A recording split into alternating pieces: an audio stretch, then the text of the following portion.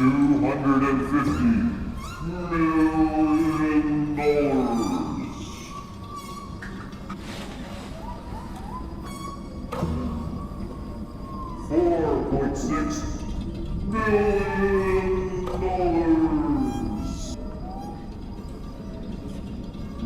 me an offer.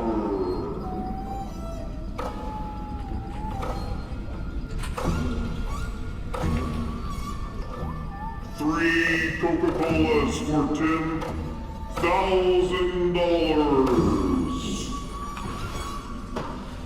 Welcome to the Family Dollar.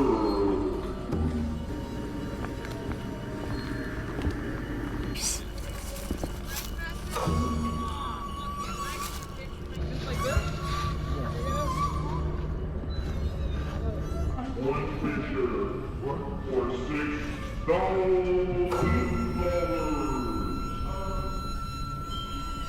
Make me an offer. Buy our Lil D TV merch for $13,000. Or make me an offer.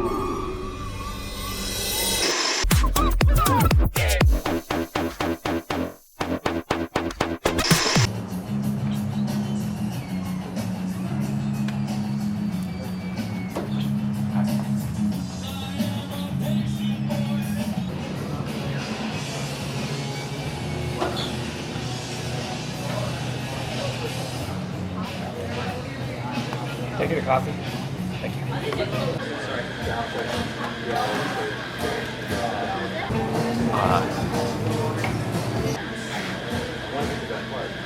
I left my wallet at home, I think.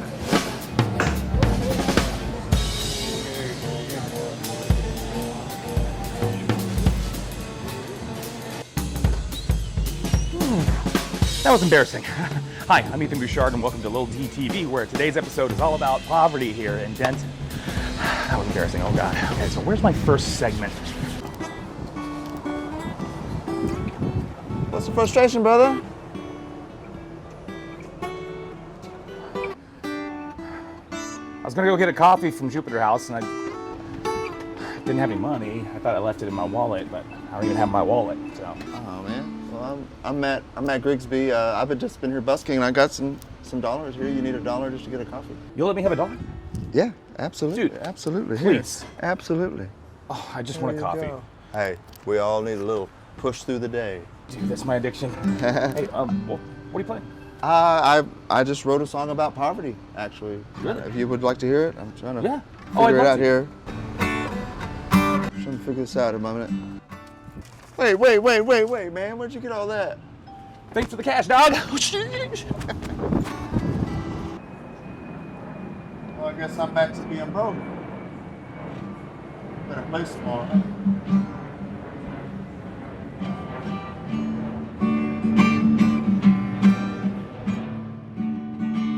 Working so hard, getting nowhere, and it seems like the hours we don't care.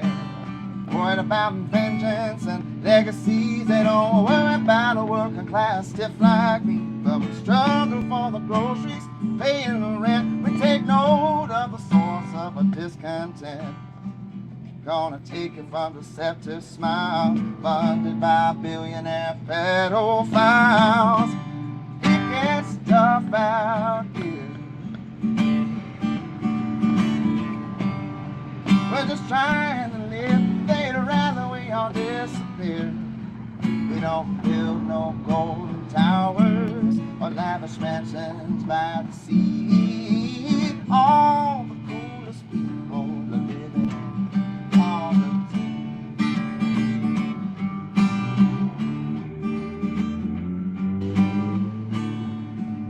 the job can't give me a raise. Tariffs are raising the costs.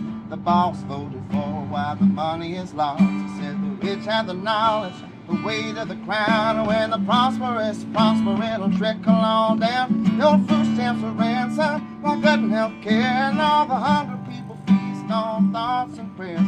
But the poor do grieve, the illusions are confusing. If you try to burn the refuge, you will spark a revolution. It gets tough out here. We're all just trying to live, they'd rather we all disappear.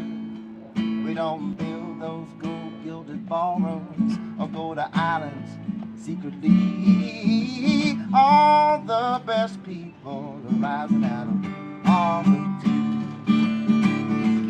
Poverty.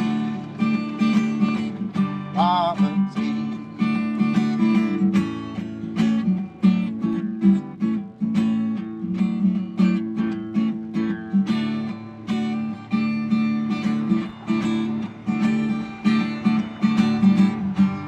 It gets tough out here.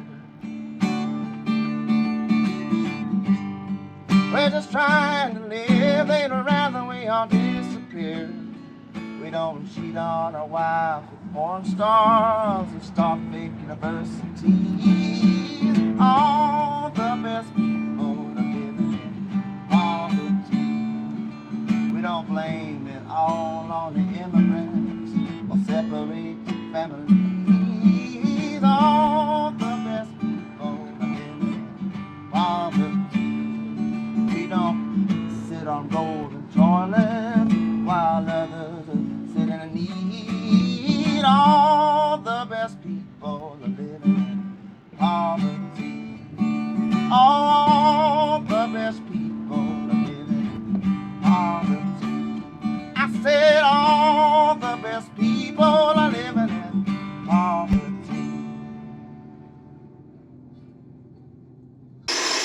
Let's go ahead and go to Nick Stevens and see what he has to say about the problem with whiskey and wine, which is where he drinks whiskey and he whines about things, if you didn't catch that. It's clever. I like it. Now let's see if there's any popcorn in this thing, huh? Okay.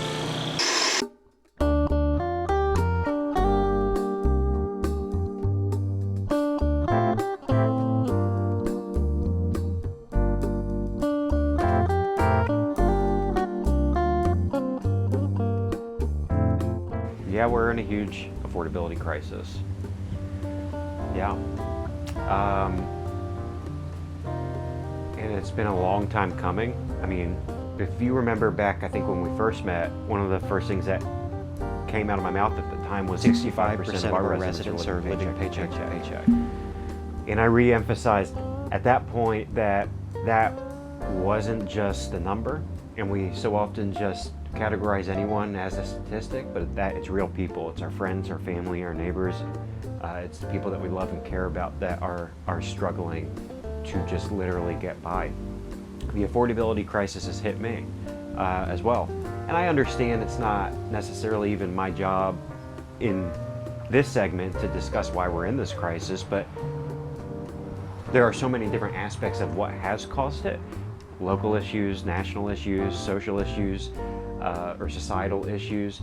But, you know, for me in my job, it was federal issues. We had a president that thought that Doge was a really cool idea and wanted to pause a bunch of federal contracts. Thought it was really cool to talk about things like DEI and get rid of any framing of DEI and any contracts anywhere without any thought process of what that was even going to do. And in my business, one of the things that we largely talk about and who we represent are women-owned businesses and black and brown businesses. Because oftentimes in federal contracts, there are construction projects that are set aside for what they're called DBEs and WBEs or MBEs, minority business enterprises. And those went away. It made it a lot more difficult for people to be awarded contracts. And so a lot of my clients are suffering, and as a result, I mean, I'm down at least, I'm not gonna say the exact number, but I'm struggling this year. And so everyone's struggling through the affordability crisis. You know, I wanna really, I guess, just talk about things locally and recognize where we can do better. And that should be at the forefront of everyone's mind. We have our own government, our own system, our own problems, and what can we address? One of the things that is something that the city's working on right now, and it was approved years ago. They finally approved the bylaws. It's the Public Facility Corporation, the PFC. And the PFC was designed to be able to negotiate on our behalf for affordable housing throughout the city. Oftentimes we have cast that responsibility out to the Denton Affordable Housing Corporation, to other nonprofits or other organizations, but now the city actually gets to get involved in that. And that's important specifically because of the fact that when you have affordable housing that you're creating, that's property taxes that are, going off we're not collecting them anymore. And so it makes sense that when we're not collecting those property taxes, or that they're highly discounted, that we as a city kind of put our hand in and start negotiating those things, that we understand that, for example, affordability shouldn't be based off of the DFW Metroplex because, well, people in Dallas who are lower income are making far more money than people who are lower income in the city of Denton. And so I'm really excited about the PFC because if it's ran correctly, it's really going to help people here in this community have actual affordable housing. A lot of what we call affordable housing isn't really affordable housing, if you ask me.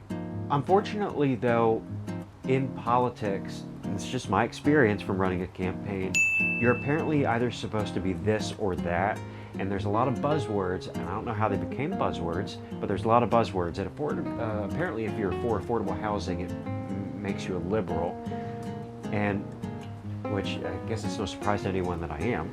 But apparently, if the words economic development are uttered out of your mouth, you're conservative. So that being said, we got to focus on economic development too. I think that word's been hijacked by so many people, maybe that's why, but when I talk about economic development, it's about upward mobility. And I think we really need to pay attention to economic development in this community. What is it, right? I mean, for too long, that's been, maybe it's a good idea to have a second Home Depot. Maybe it's a good idea to have a second Target. In my opinion, I don't really think that's what we need. I don't think we need to be giving away, again, property tax revenue for huge corporations that aren't paying people very well. I think that's not wise. I think that's making the affordability crisis worse because there aren't actually real sustainable jobs being created in this community.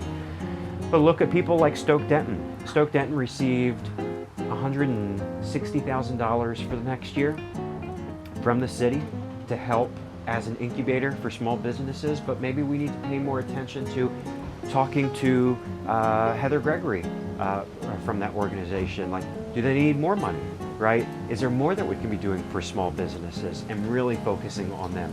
People are going to get so tired of me talking about this because I've talked about it like 7 times with you, but I use the Michelin Guide as an example. The city of Denton had an opportunity to invest $75,000 to just be a part of that dining guide. It would have allowed this organization to come into our community and start reviewing our restaurants. And if you just look at Dallas as an example of how much their restaurant scene has exploded in the past year since that guide has come out, it's done wonders for the market and people are making far more money. Investing in something like that here for pennies on the dollar essentially, like it recognizes what Denton is all about. Denton is filled with makers. Denton is filled with artists. Denton is filled with small businesses. Affordability and economic development really means paying attention to what are the things that we're doing really well and investing in that. I want to always just push us to do better. And I think this is our moment. We're at a pivotal point, just like everyone else is, but we are at a breaking point. And it really is, it's not about left or right. It's about the rich versus everyone else. And it's a decision that people are going to have to make about whose side are you on. And my hope is that we can work together as a community to really protect the people here, to provide livability, affordability, and really just quite frankly what that just comes down to is dignity to everyone.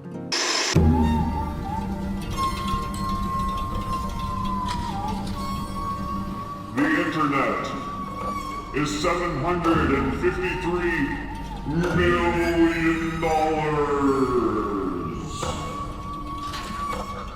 now a word from our 515,000 sponsors. The antiques are comic books, Superman, Batman, Captain Marvel. And the proprietor is George Henderson, or as he's better known, Captain George. I've been in business 4.5 years, and when I came into the business, the fad, or what you want to call it, was at its peak, but it's been going, I would say, since about 1951. But it was underground then. Now it's above ground. The people aren't embarrassed anymore about admitting that they collect comic books.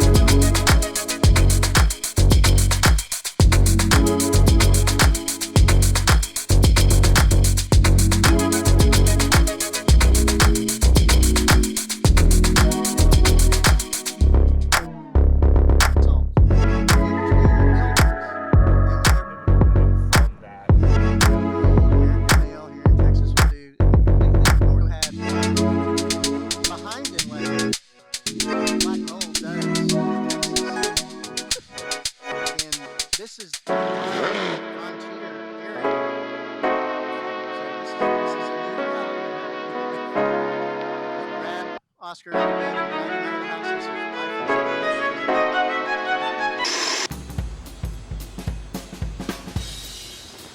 There's nobody in here. Are we in an affordability crisis? I do think that we're in an affordability crisis. Oh yeah, we are absolutely in an affordability crisis right now. I don't have a degree in economics, so I don't know the formal definition. I think we've had our thumb on the scale suppressing livability. It depends on what you're trying to do with music. We are definitely in an affordability crisis. I had to go to a food pantry today for the first time in forever, like since my kids were young. So many people are in the same boat, but nobody wants to talk about it. We're seeing, the gap's kind of widening because groceries are expensive, no one can afford to live. So I think that's why people are really noticing how unaffordable it is to actually live life, like touching grass. Grass has become unaffordable. Most of us don't have grass anymore, we live in apartment buildings, that's all we can afford. We don't get these nice single family homes where we have backyards, and people want a backyard and they want to touch grass really badly. And we're realizing how unaffordable and unattainable that is. Oh, selfish. Me? I just want a coffee. Thanks for the cash, dog. What? I'm not selfish. No, in fact, let's get in the plane right now. We're gonna go all the way up into the stratosphere. We're gonna look down at the United States, and I'll show you what selfish is. You're gonna think differently of me after you see this.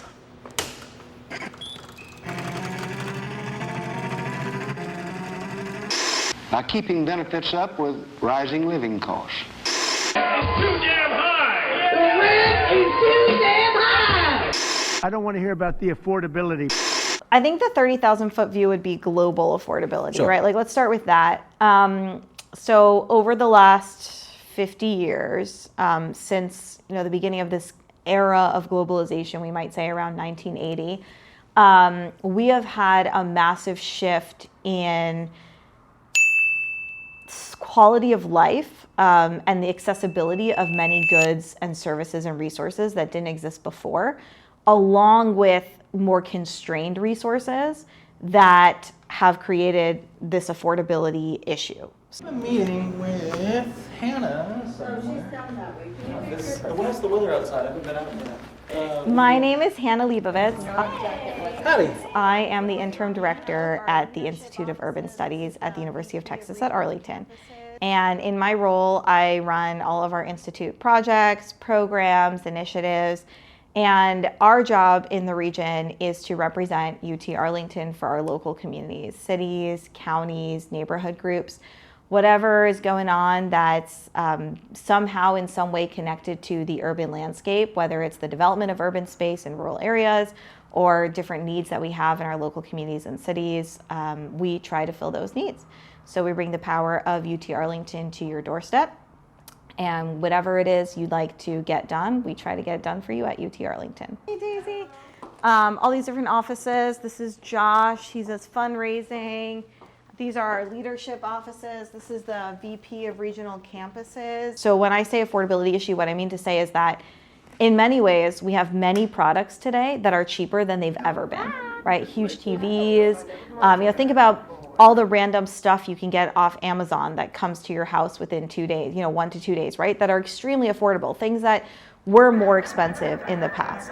On the other hand, particularly right now, we have groceries. Put plenty of Coke in that refrigerator.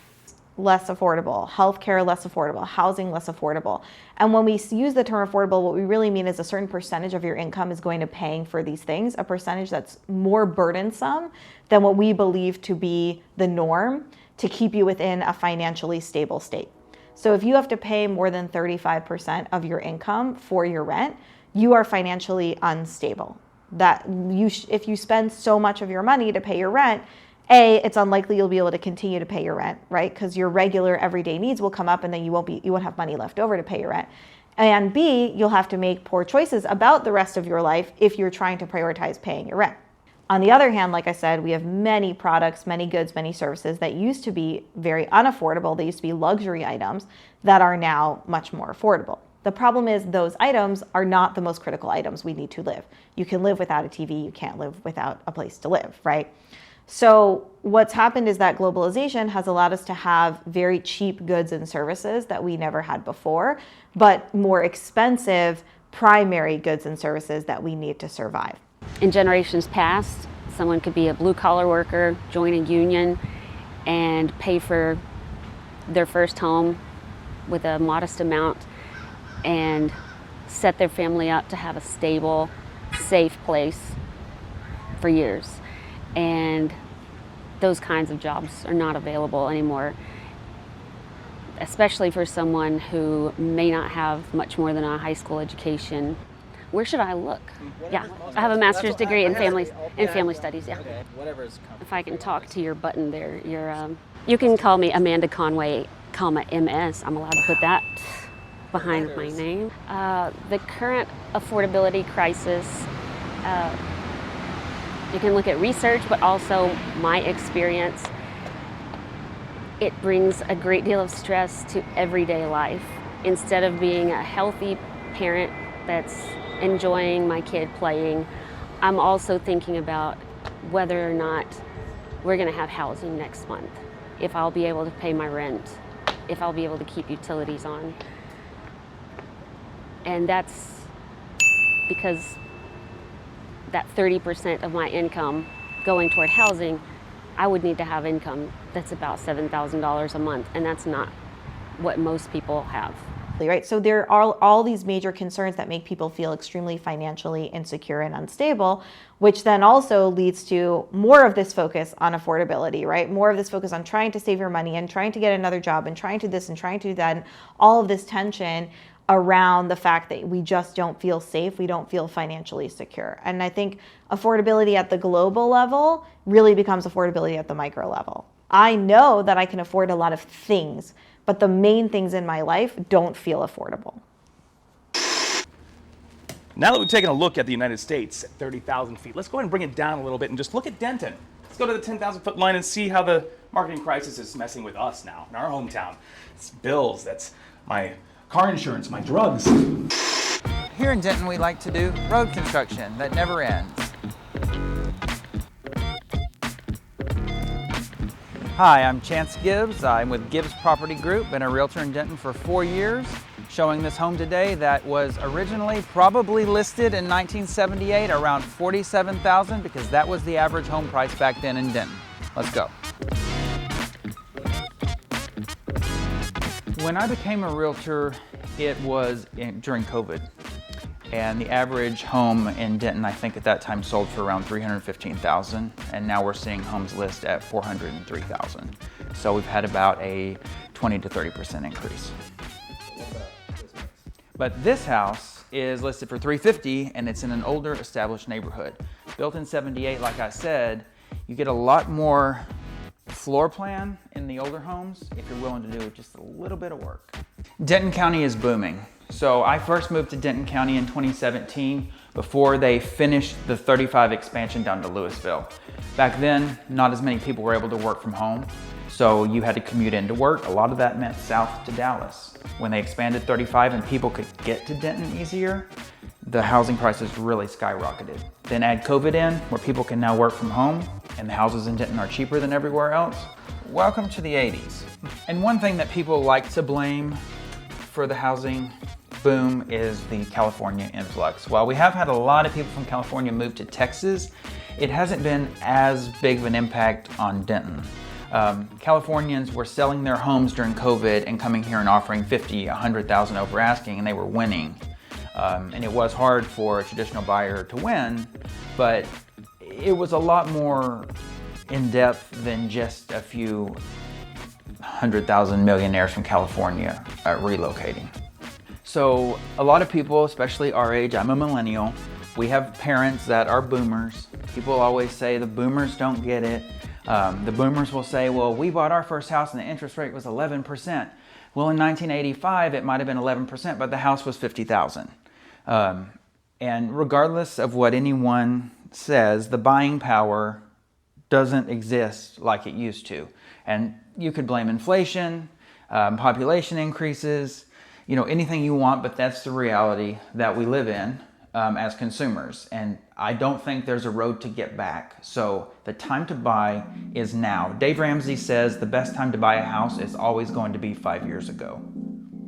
As far as the future of homeownership, I think it's going to look different. I think it's going to take two incomes. I think for the average family, the days of the stay-at-home spouse are over.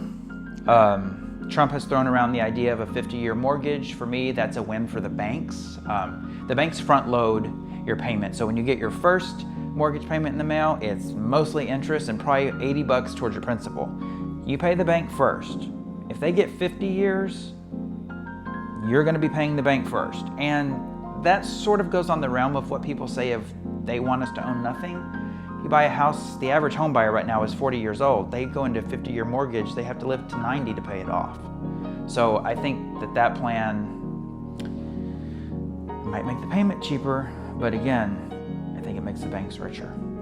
Depending on who you ask, people say that 1/4 of your income should be your rent or your mortgage. Some people say 1/3. Obviously, we're trending to where we're not seeing incomes raise as high as rent, so that number's unfortunately getting bigger.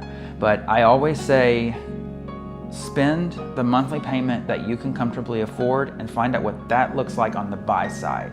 Now, maybe at this time in your life, it doesn't make sense to buy because you need to save a little bit more money for a down payment. Maybe you need to explore options, moving further out, finding some new builds that offer better financing. So the options are out there, but never, ever, ever get house poor to where you are going to be struggling monthly to make that payment, because then you're going to be miserable, your quality of life is down, and then worst case scenario, you get foreclosed on because you can't make the payment. I do think that we are in an affordability crisis. Everything is going up, groceries, houses, insurance. It seems like every time you open a bill, it's more. I don't know the answer. I do know that incomes aren't increasing, so it has to stop somewhere. But where I can help is getting you in a home that you can afford with the life that you have now. Even if you take something like an average, what's the median income, you know, that can be problematic. We're finding this out right now. Our DFW Metropolitan Service Area, MSA, and I don't mean to throw jargon at you, but it includes the entire region, Dallas, Fort Worth, all the subsidiary communities. They have one average income that's about $20,000 more than the city of Denton's average income. And of course, the average income is everyone from people that are, needing direct support through Alice households to middle income out to the rich. So we have everything in between, but our average is about $20,000 less than the regional average. So if we start designing programs for affordability around the average for the region, that's actually above the average for our citizens. Affordability is, does your income allow you to live in a sustainable, and I don't mean that in an environmental way, but in an ongoing financially supportable position? To the point that you led off with, that the other person you talked to went back into the 80s. I think there has been for a while in the United States, the level of income increase hasn't stayed up with the cost of living increase. So those are going up at two different levels, and they're both going up. So you can't say that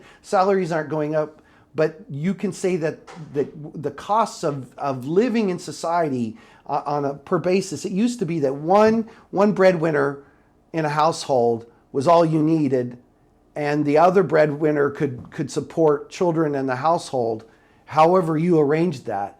And then it was, well, both breadwinners needed to have jobs, and now we have to put childcare into the mix. And then it's, well, both breadwinners and one of them has a side hustle. So I know that was a lot of long-winded, but the short answer for affordability is we need a mix of things that brand new, out of high school, out of college, people can afford with beginning salaries. We need established salary households. We need long-term, low, middle, and high income households. Do members of our community writ large across the economic spectrum, are they able to have a quality of life that meets a certain standards? It's not as easy as saying, oh, well, you should be twice the poverty level or 4 times the poverty level. That's just too glib an answer. And so we need a mix of affordable in this town. We have our Red Kettle campaign, and we are inviting anyone in the community who wants to volunteer with us to help us raise funds. Item A and J is an individual consideration. So, Madam City, register to ring. We don't have a land use term at this time, but they were trying to jurisdiction along that 377. Pick a day, time, and location. My name is Jesse Kent. I am the City of Denton's Director of Community Services. And this was the housing tax credit policy. Every year, the federal government allocates billions of dollars to states to help develop affordable housing that will support low-income residents with rent reductions, reducing their cost burden, and helping to improve their overall life outcomes. When we look at affordability, HUD looks at it, the Housing and Urban Development, looks at it from a regional perspective. They look at affordability in the Dallas area, but Denton is different. And so when we look at the housing needs here specific to Denton, we find some discrepancies. When we look at the income thresholds for Denton renters, 68% are considered low income from that HUD standard, kind of in those different groups, that low, very low, and extremely low. 22% of Denton renters are in that low category. 19% are in the very low category, and a plurality of renters in Denton at 27% are in the extremely low income category. Over the next 5 years and change, we're expected to see another 8,800 households here in Denton. We expect about 4,000 of them to be renters. Of those 4,000 renters, we expect about 1,800 to be in that 50% AMI or 30% AMI category. Those are the renters that aren't being served by the market rate. They would need a rent restricted unit to avoid being cost burdened. And so that translates to kind of a future need of about another 753 50% units and another over 1,000 30% units to get to that place where nobody in Denton would be rent burdened. Well, one of the ways we get there is by using the city's kind of negotiating power with developers who are seeking to do housing tax credit developments, making sure that we are incentivizing the development of very low income and extremely low income households, which is hard to do. Developers will often tell you that that's not a level they can get to, or that's not something that they can make pencil. Across all of the different affordable housing developments, the different property taxing jurisdictions lose about $15 million a year, $14.9 million a year in annual revenue. In context, Denton has about 29,000 multifamily units, apartment units. Of those, 6,700 belong to affordable developments. Only 4,800 are HUD-defined affordable, but only about 500 of all of those units are affordable for Denton, which means that they're in that very low or extremely low income restricted category. Right now, we're in a crisis mode. So back to your question of, how can we get out of this? We've got to throw all the tools at all the baskets, because we cannot afford to have two generations of millennial and Z young adults go nihilistic and not see the American opportunities that are there for them.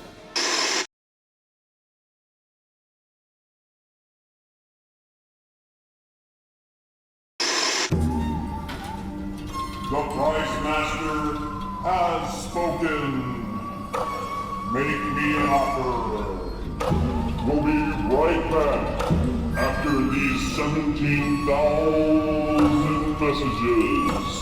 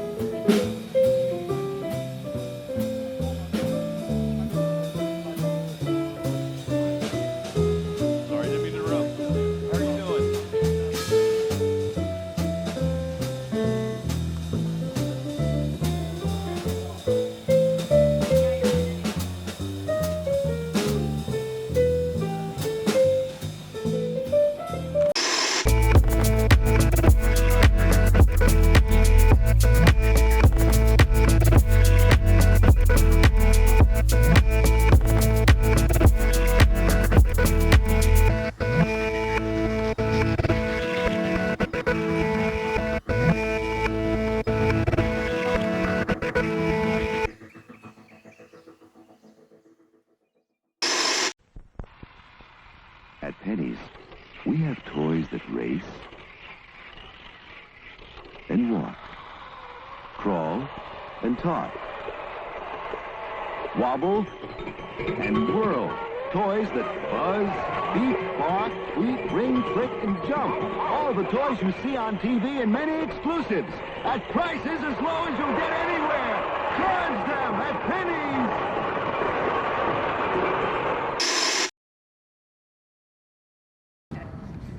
3, 2, 1, scared?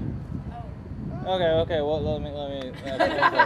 Or you knock on the iron truss 3 times, and that is a summoning for the goat man to appear. Because of city malfeasance and stupidity, they basically went bankrupt and couldn't support that hospital that supported poor people.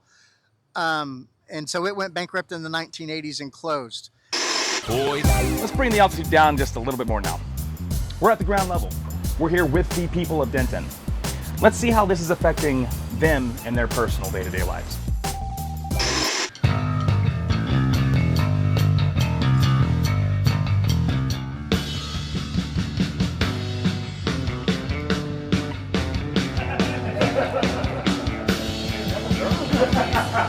Fancy meeting you here.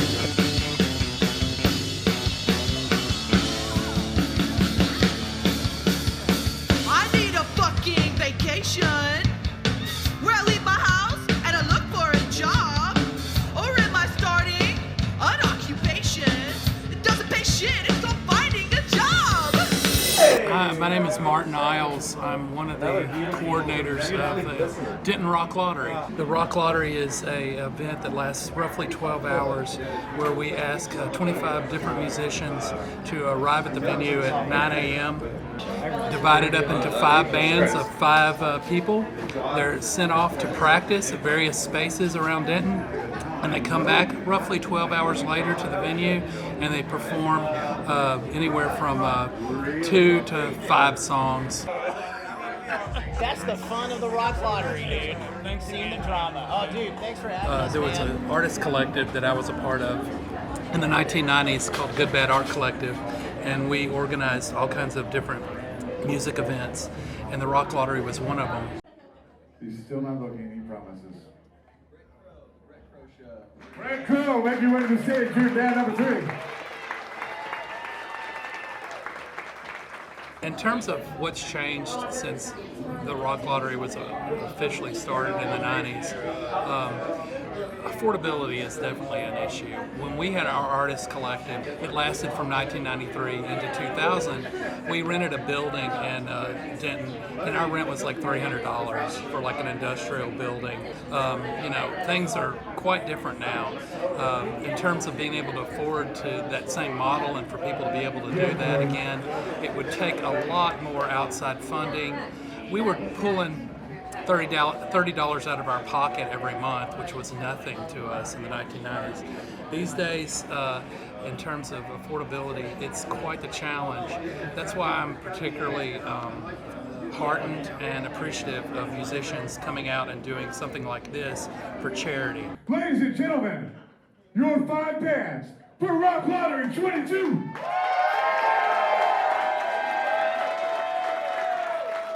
It becomes more about your drive to be able to do it and like the consistency of doing it, because the more that you do it, the better you'll get at it, especially with making it affordable to live. Like as a musician, I've realized that you have to open yourself up to every avenue of being able, like if it's music, I'm going to do it. Like doesn't matter what, I'm either playing something, you get a gig hosting an open mic, you have a band that you're booking out, you play solo at a restaurant to be able to like have some sort of income, you do covers, tributes, whatever is popular at the time, just to be able to get your foot in the door and start networking and meeting other people, because that's how you really start making a living being a musician.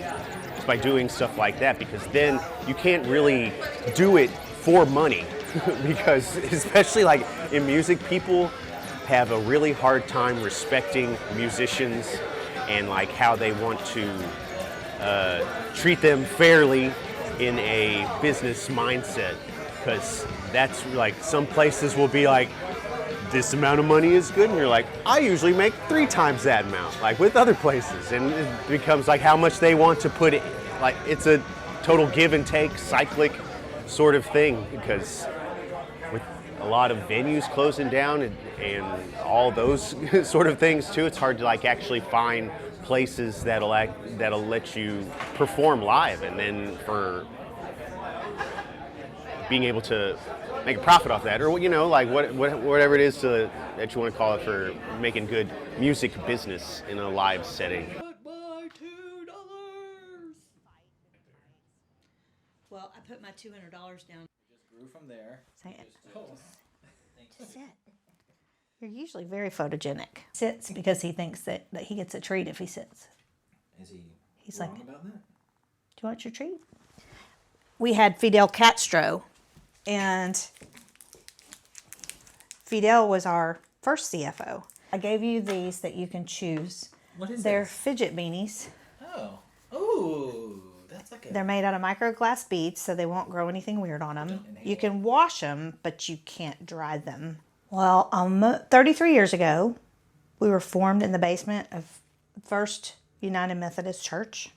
It was a plan to bring together all of the faith-based religions and for them to pool their money in one place so that when people were having a hard time and needed help, all the money was going to be in one place that all the churches could send somebody to this one place. Sunscreen, Band-Aids, toothpaste, toothbrushes, menstrual products.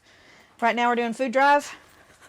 We're about to put together a bunch of food. That's what Jackie's doing right now. Come in to get help with electricity, and by default in the next few days, you get offered a bag of groceries.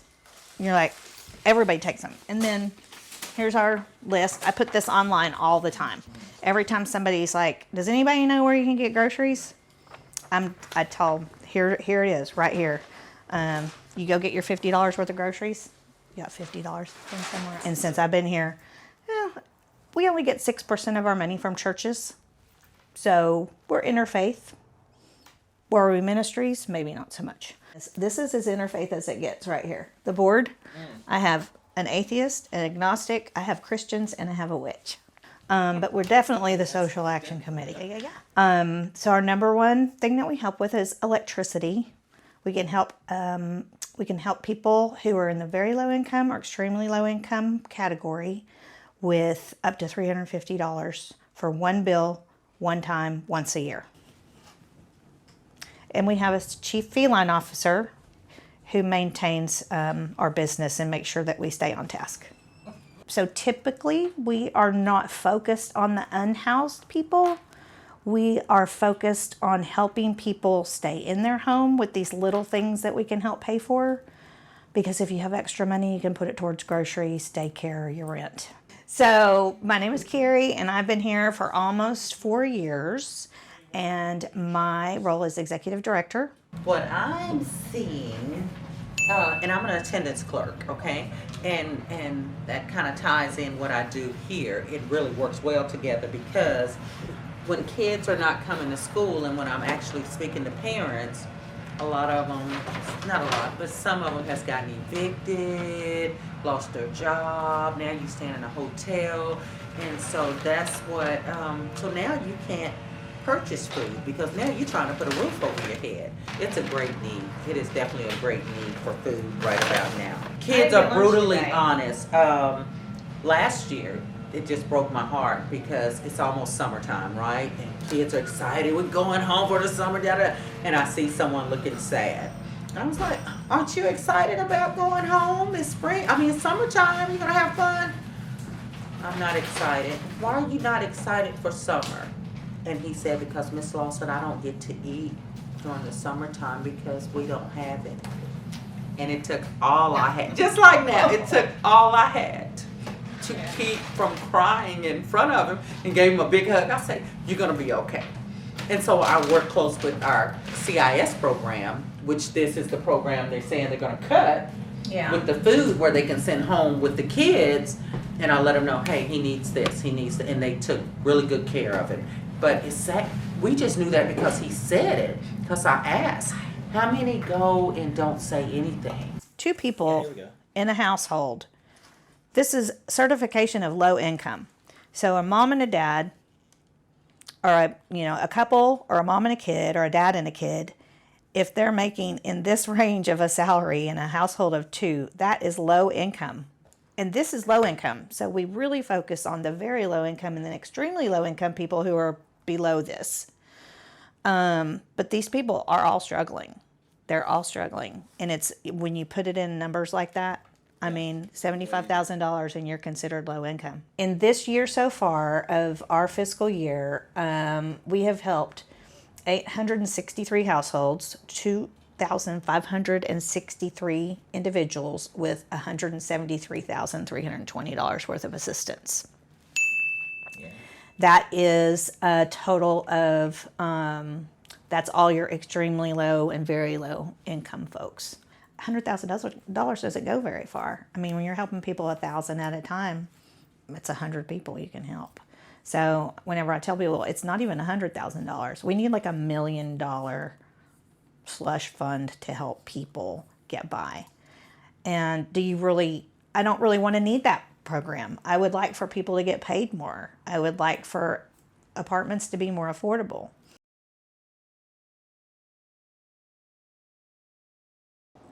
He's a little kid. There's two of them up there. What is it doing? I think it hears you talking. Could be. Yeah, those dark screens probably got them both. Oh, that black one's looking in now like, what's going on? What have I been missing? That's funny. That's the first time I've ever seen cats in those windows, ever. Britt Oliver, first name Britt, B-R-I-T-T, last name Oliver, O-L-I-V-E-R. Construction engineer for many years, built some high rises in Dallas, and then went to work for a company that flew me around the country to do disasters. It'll be 4 years this coming February 23rd. I was coming back from the doctor in Ardmore that I see once a month, my family doctor for many years. And it was we had that ice storm here in Denton and there in Oklahoma, and I was about mile marker 18 on I-35 on the Oklahoma side coming this way and hit black ice and went down in the only creek that whole 18-mile stretch I was in. It's flat except for that. Anyway, they cut me out and spent a few months getting put back together. I just started collecting Social Security, so when I say I lost everything, I lost a good life. I mean, I had what everybody would consider having it all. And I'm gonna be 68 tomorrow. Oh, happy birthday. Oh, well, thank you. I wasn't fishing for that. I was making a point with I'm gonna be 68 tomorrow, and this is not where I thought I'd be at this point in my life. But if I gotta be in a city somewhere, at least they've got me this nice little place here. And now, if I could walk, I'd still have that bulletproof mentality, but now I got the survival mentality. And once again, without a place like this, someone my age that's gone through that, or just a lot of folks now that thought they had planned for retirement and all of a sudden they got surprised, and it's not. You can't even go to a nursing home anymore on what your max Social Security is, and I'm max, and I couldn't do that. I've got family out there, but I'm just so old school when it comes to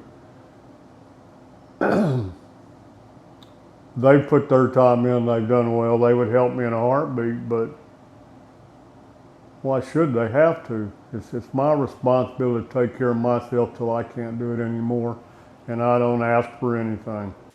As far as affordable, without this, people like me, even young people that need the help, all we can do is hope that people find a way to keep donating, government keeps funding the people that have been blessed enough to help, and I wished I had done more when I was able to help people that are in need. Better not judge, because you might just find yourself right here where I'm sitting someday yourself, young man. I can tell you the saddest story I know. All these places here. This is a senior living, and one day their lives were normal, and the next day they got a notice to vacate that they're ripping them down. I think I just... They, so many of them, they're old, sick, Right. have no family. It's sad. It's just heartbreaking. My name is Terry. I'm 57. I'm the mother of a 29-year-old disabled guy that I just moved into a group home in Richardson. And so I have a house that was set up for 2 incomes, and I'm now trying to make it work on one. And that is more difficult than you could imagine. And without Section 8, I couldn't be living where I am. Denton is geared toward the colleges. Okay, they're not geared toward older people or people on Social Security. I got COVID since living here. I got COVID one time, December, Christmas of 22. By March of 23, I was in a cardiac office with no history of heart problem whatsoever. And now I've got an ICD in my chest, which is a defibrillator, pacemaker, all in one. Yeah, getting help here is not as easy as you think it is. I'm on Social Security, disability, and I'm told that I can't even get food stamps because I make too much. So many people are in the same boat, but nobody wants to talk about it because then they're afraid they're going to be humiliated and ostracized, and people are going to be talking about them and this and that. Once you get there, it just seems to escalate, and 1 month rolls into the next, and you're going, okay, there's no getting ahead now. You just keep falling farther and farther, and there's no help to be found. It's a hit to the pride because I've worked in high business, you know, where I wore suits to work every day. You've worked your entire life, and all of a sudden you've got to find a new purpose for yourself. And, you know, and I've been a single mother raising an autistic child, so, and he just left. So, like, my other purpose in the world is gone. And so now it's kind of trying to repurpose yourself again, you know, like a new chapter. And the finances are not equaling what I need them to do, and it's a struggle every day, you know, where you're just trying to find the reasons to go again. And people should not have to feel like that. Today is actually a special Sunday. It's called All Saints Sunday, and it's when we recognize those that have gone on before us, those that have passed on. And so I thought I just want to start with kind of a moment of silence if you've lost someone this year, just to honor them, if you feel like praying to God or giving thanks for their life. I just wanted to have just a small moment for that.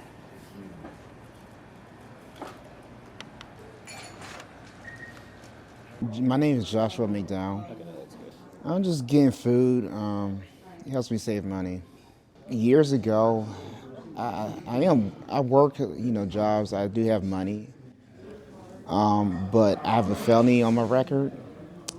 It came from a cop that unjustly arrested me. I actually have the proofs to I had the evidence on my YouTube channel. I finally got the evidence that proved I was innocent. It's just because of the records, it's kind of hard for me to find jobs right now. A lot of Californians came down here and they bought a lot of property, and they made it very hard for convicted felons to get housing too. Oh yeah, here's another one. So at one point in Texas, I had 2 jobs, but because of the income level, so I was getting paid like $9.07, you know, minimum wage. They said, well, you have to make triple your income, and you have to have like perfect credit. I'm young. I'm like, you know, I don't have a credit score. So when I came down here, you know, the only people I was around was other homeless people, and they're not the best for roommates. So there you go. I'm homeless right there by default. It had nothing to do with what I was doing. People would judge you like, oh, you're a sinner. No, I'm not a sinner. You know, the Bible, if you read the Bible, it tells you it rains on the unjust and the just together. From now on, it will have to be hot pockets. I think the sunset is gone. I only had enough for 40 people. Okay.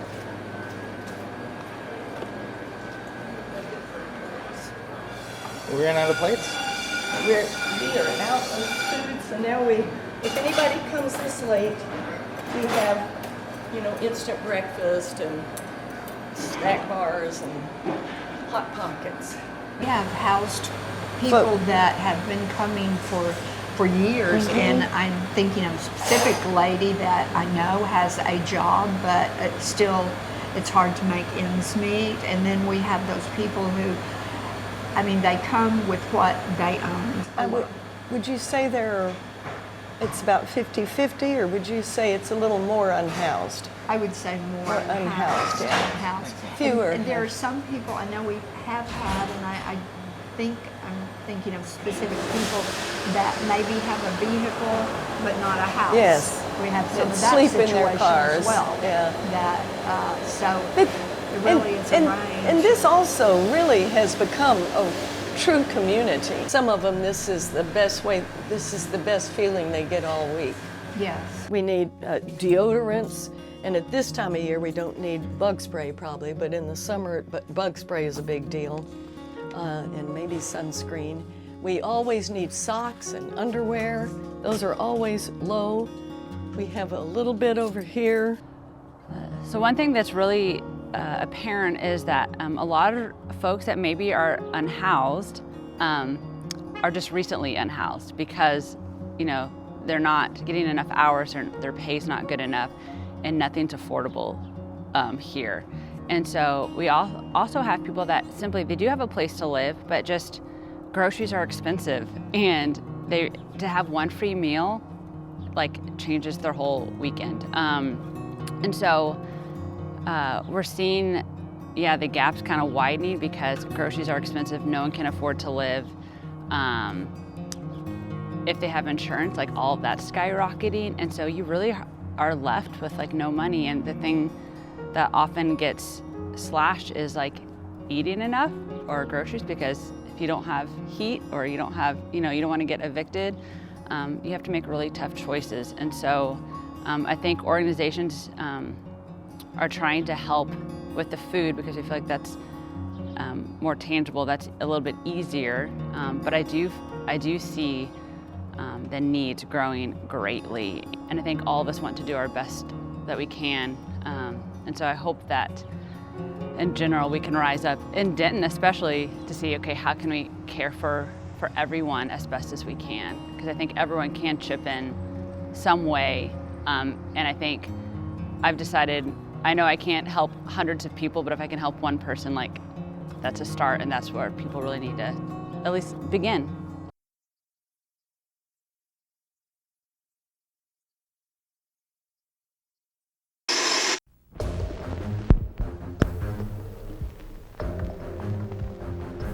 In this comic book is a love story, a boy and girl in love.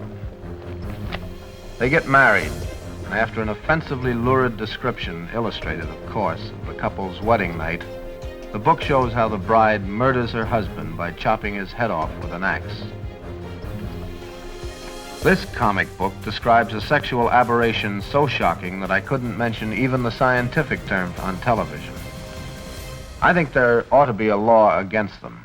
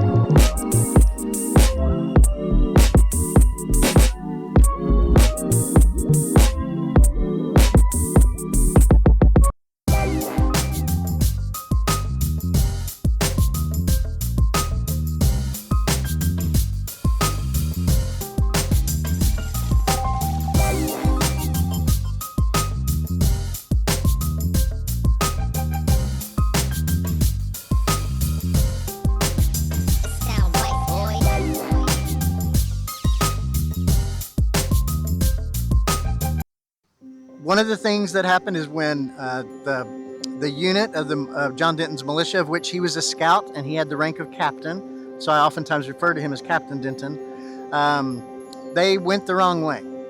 So they actually wound up heading south due to reports of Indian sightings from unreliable narrators. And they wind up finding themselves in a place down near present-day Arlington. There's actually a monument down there to the Battle of Village Creek. But it wasn't a battle, it was a massacre.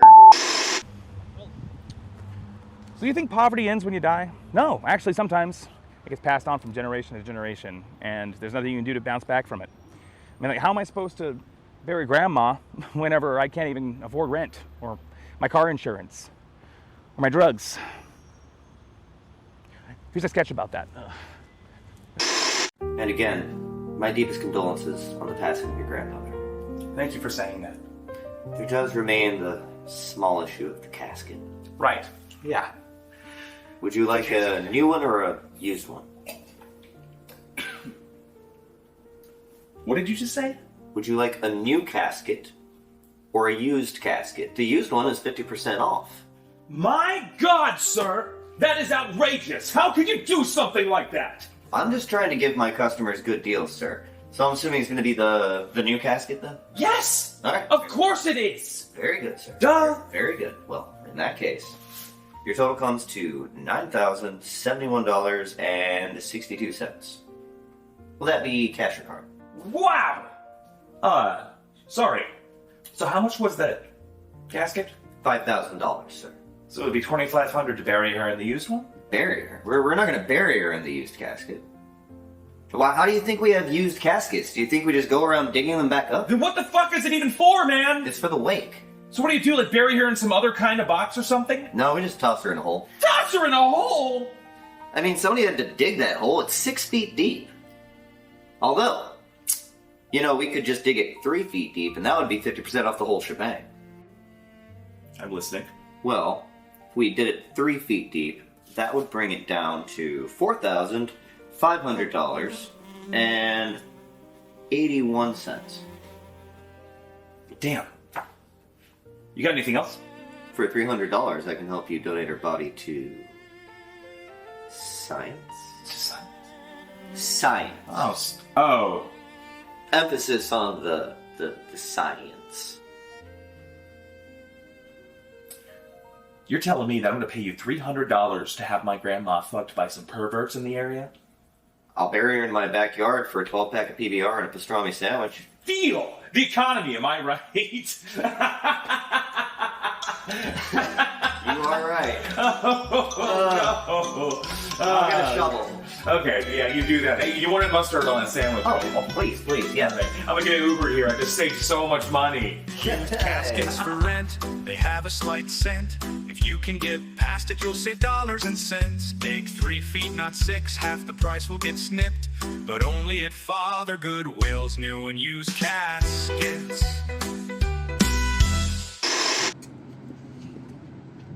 Sorry for taking your money, man.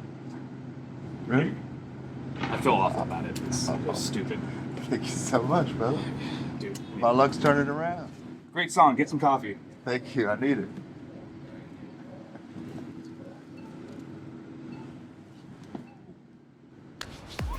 I feel so much better. See, I'm not selfish. I told you. It just took me a minute to get there. I think it's going to take us all a minute to get there. A little bit of healing, a little bit of getting to know each other. The things that these shows like to do. And speaking of which, Christmas is coming up. So if you have an idea of what segment we should do for a Christmas episode, go ahead and leave it in the comment section below or send us a message. Also, speaking of being broke, if you'd like to sponsor this show, hit us up as well. We're doing our best to go out there and show the real nitty-gritty of people in the town we live in. And it'd be well appreciated. Now, if you'll excuse me, I've been your host, Ethan Bouchard. You can find me at Slice Fury on YouTube or my band, Strong Work Band. I'm gonna go be broke over there. It's a little warm outside. I'm gonna find some shade. Hey, it's Matt Grigsby. What's up, bruh? Dap it. My man.